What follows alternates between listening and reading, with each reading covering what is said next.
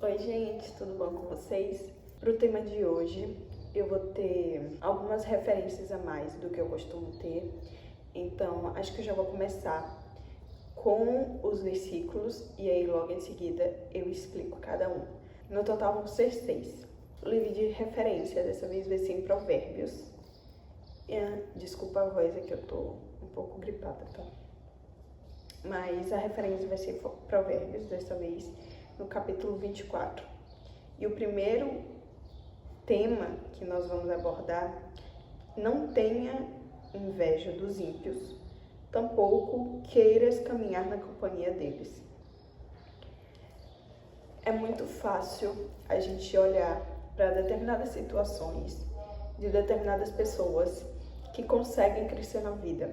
Mas lembra que eu falei que essas pessoas que crescem na vida à custa dos outros ou que conseguem se desenvolver fora da verdade, não sendo aquilo que elas realmente são ou não se comprometendo de fato com a verdade em si, de fazer as coisas de forma honesta e tudo mais.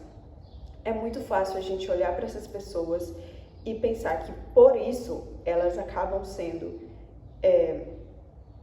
bem-sucedidas, seja em qual área da vida for, porém, elas conseguem isso de uma forma simples, porque elas não têm o peso de carregar a verdade, né? De seguir a verdade, de renunciar às coisas para poder seguir o certo, o bom, o correto, o honesto. Acaba que muitas vezes a gente se sente mal, tem inveja e acaba cobiçando as coisas que eles têm, porém, o método que eles usam não deveria ser usado.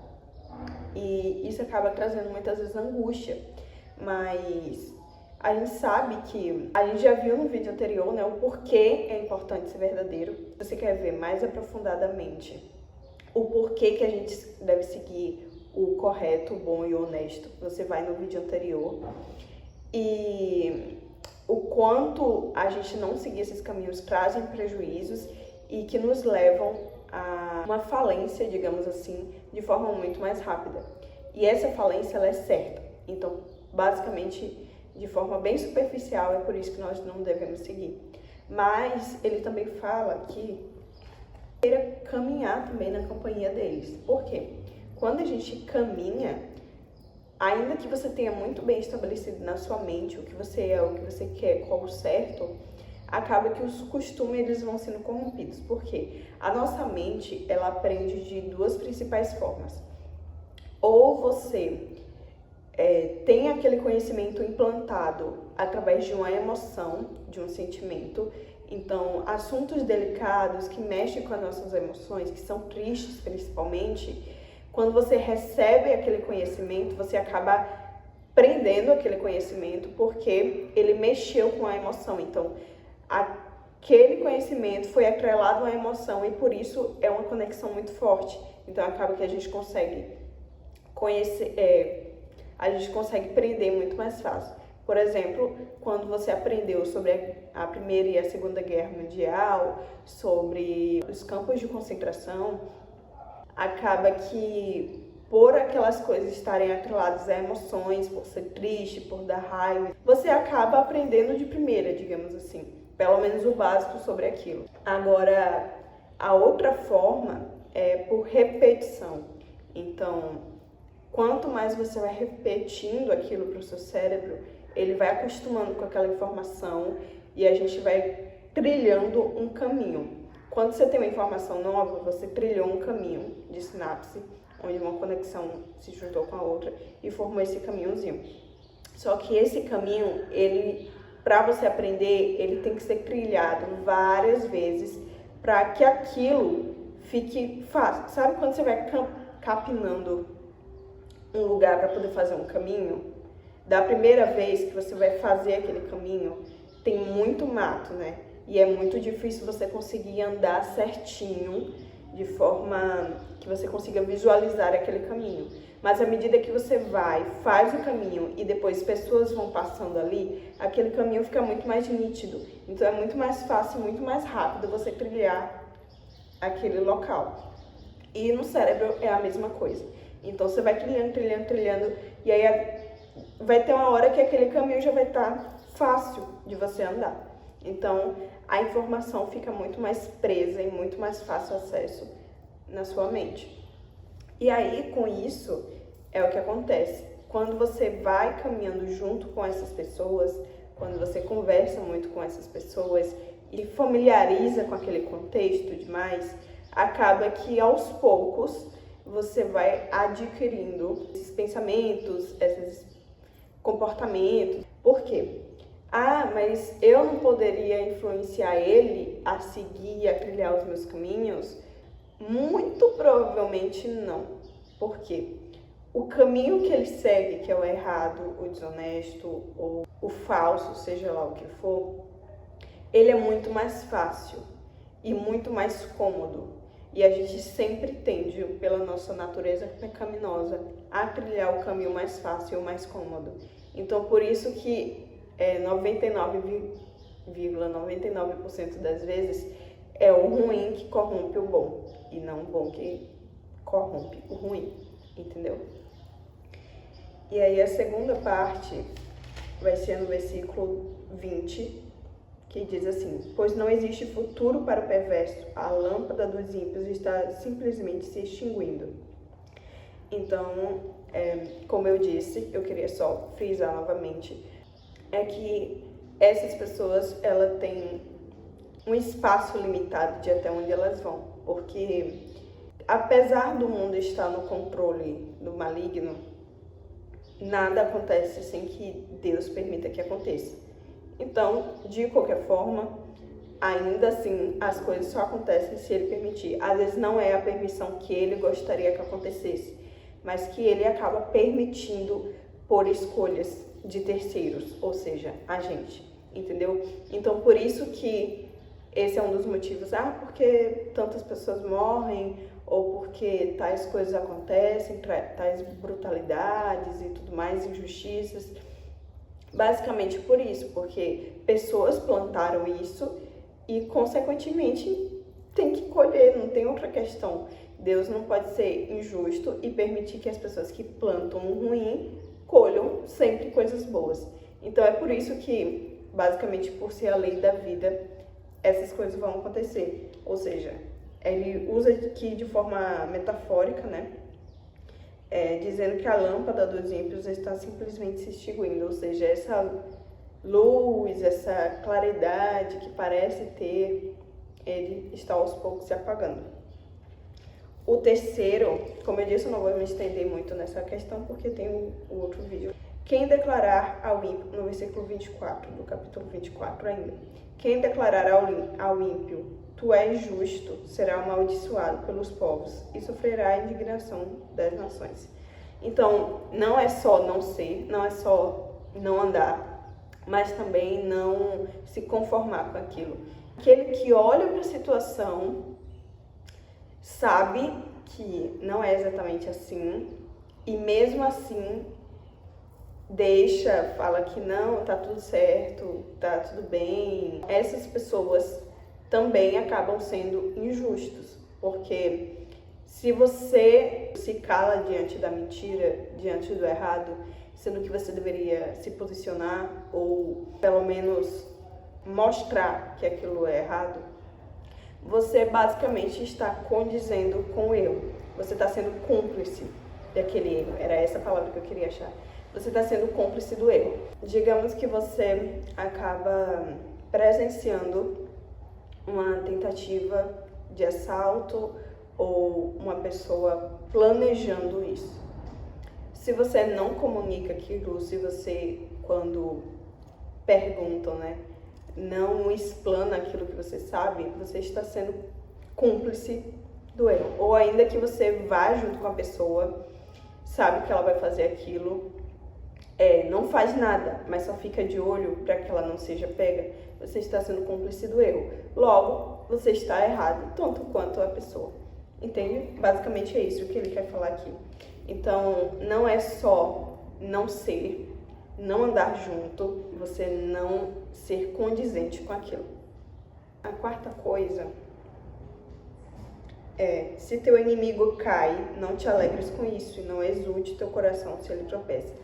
Eu acho que essa é uma das coisas mais difíceis, porque apesar daquela pessoa estar fazendo algo errado e prejudicar tantas pessoas, tantas coisas, às vezes até você mesmo, ainda que aquela pessoa colha os frutos daquilo que ela plantou, você não deve se alegrar com isso. Só que isso demanda muita maturidade e muita sabedoria. Por quê?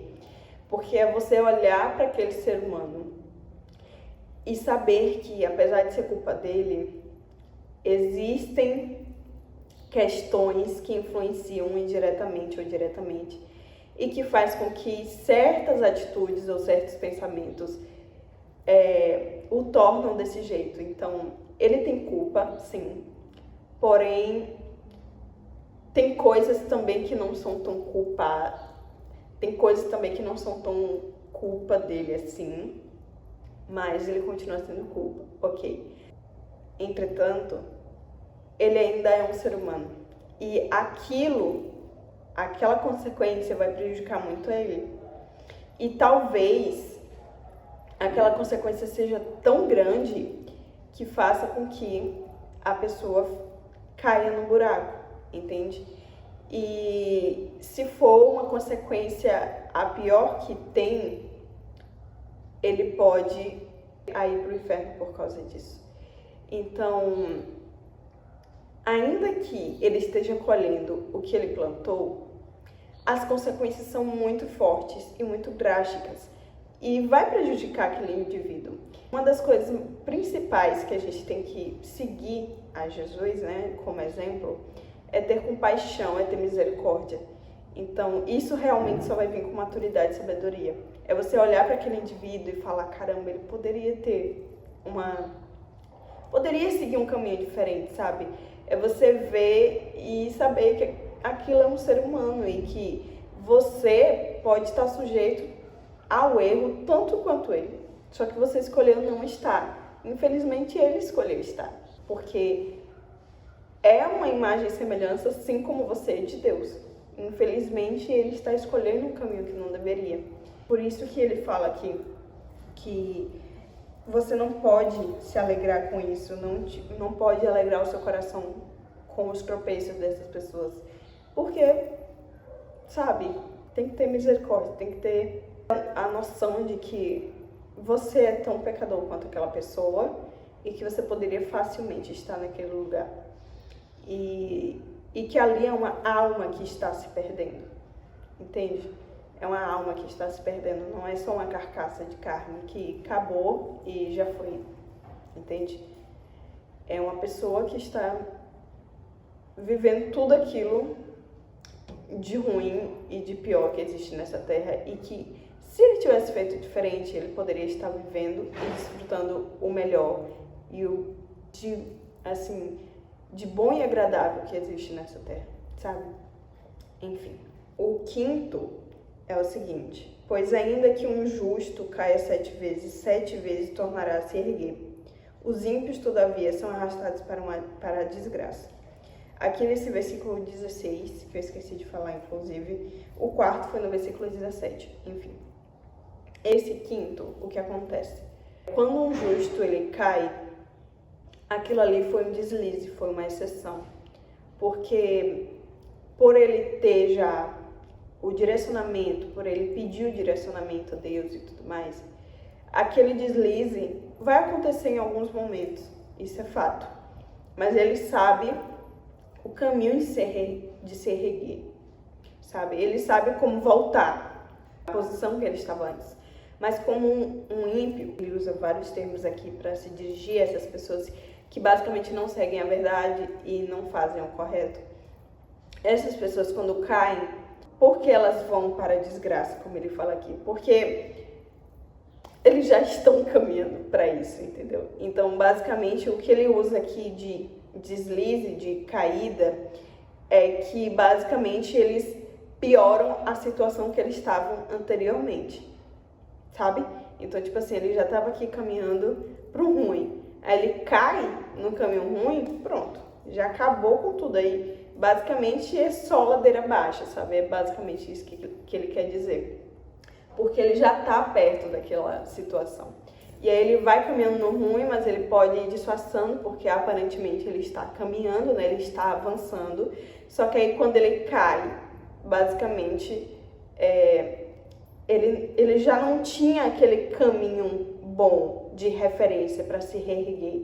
Então ele não tem recurso e nem base para ele conseguir se apoiar para voltar para um caminho correto, entendeu? Porque como ele já estava metido no que não presta, ele não tem recursos à sua volta para que ele consiga, sabe, montar tudo de novo e estabelecer novamente. Porque o justo, ele, enquanto caminha, ele está indo no caminho bom, ele está indo no caminho justo, ele está sendo apoiado por Deus. E aí, se ele desliza, vamos desviar disso aqui, vamos ajeitar isso aqui, pronto, acabou. Agora, o injusto, se ele desliza, ele não tem como ele vai se apoiar, em que ele vai se apoiar. O sexto e último se encontra no versículo 5, que diz assim: um homem sábio é poderoso, e quem possui entendimento potencializa sua força. Essa é uma verdade que acho que muita gente negligencia, né? As pessoas preferem o comodismo a buscar a sabedoria, a aprender as coisas, a refletir sobre anteriormente. Isso demanda energia, isso demanda esforço, isso demanda sair da zona de conforto. E, por isso, eles perdem em poder e perdem de potencializar sua força. Porque quando você procura sabedoria, primeiro, que na própria Bíblia já diz que aquele que pede sabedoria, Deus dá. E segundo, que quando você busca sabedoria, quando você é uma pessoa sábia, muitas portas acabam se abrindo. Porque, primeiro, você consegue ter uma visão muito maior do que a grande maioria das pessoas. Isso facilita as coisas para você, porque você consegue visualizar potenciais, hipóteses e tudo mais. Você consegue entender muitos segredos da vida. Você consegue entender muitas questões ruins da vida. E isso faz com que você consiga adiantar muitos caminhos. É como se você pegasse ali um caminho mais curto para poder conseguir chegar, sabe? Porque você já tem muitas coisas na sua base, sabe, da sua mente. Você já tem questões estabelecidas, bem resolvidas, já tem convicções. Então, isso facilita para que você chegue em certos lugares mais rápido e chegue com mais estabilidade também, de forma mais estável. Então, é por isso que ele fala aqui que um homem sábio ele é poderoso, porque realmente o saber é um poder, porque te traz muitos frutos bons. Porque com a sabedoria você sabe plantar direito na estação certa, no tempo certo, você sabe o tempo que vai demorar para colher, então você já não fica ansioso demais. Enfim, sabe, são várias questões assim. Por exemplo, essa questão de que você planta e você sabe o tempo que você vai colher mais ou menos, então você já não fica ansioso, você sabe qual caminho seguir para tal situação, então você já erra menos e já colhe menos frutos ruins pelas consequências dos seus atos. Você consegue compreender o porquê que a gente não deve se alegrar com a queda do ímpio, e isso te traz benefícios diante de Deus e diante da vida em si, porque você está sendo uma pessoa que sabe aplicar virtudes que você aprende, e você sabe aprender essa virtude. Entende? Então, basicamente, a chance de você colher bons frutos é muito maior, porque você erra menos vezes, porque você já tem virtudes, princípios, sabedoria implantada na sua mente, no seu coração. Então, tem certos caminhos que já não vão fazer parte da sua trajetória, entendeu? Sendo que quando você rejeita a sabedoria e acaba indo para esses caminhos mais fáceis, menos complicados, que exigem menos energia, são justamente esses caminhos que dão ruim. Porque pensa só, se você não pensa, a possibilidade de você fazer algo ruim ou aprender algo ruim, vai ser muito grande, porque o que mais tem nesse mundo é coisa ruim, entendeu? Bom, essa é a mensagem de hoje, espero que tenha sido útil para você. Deixe seu comentário se você quiser, seu like, compartilhe, se inscreva no canal. Muito obrigada e até a próxima.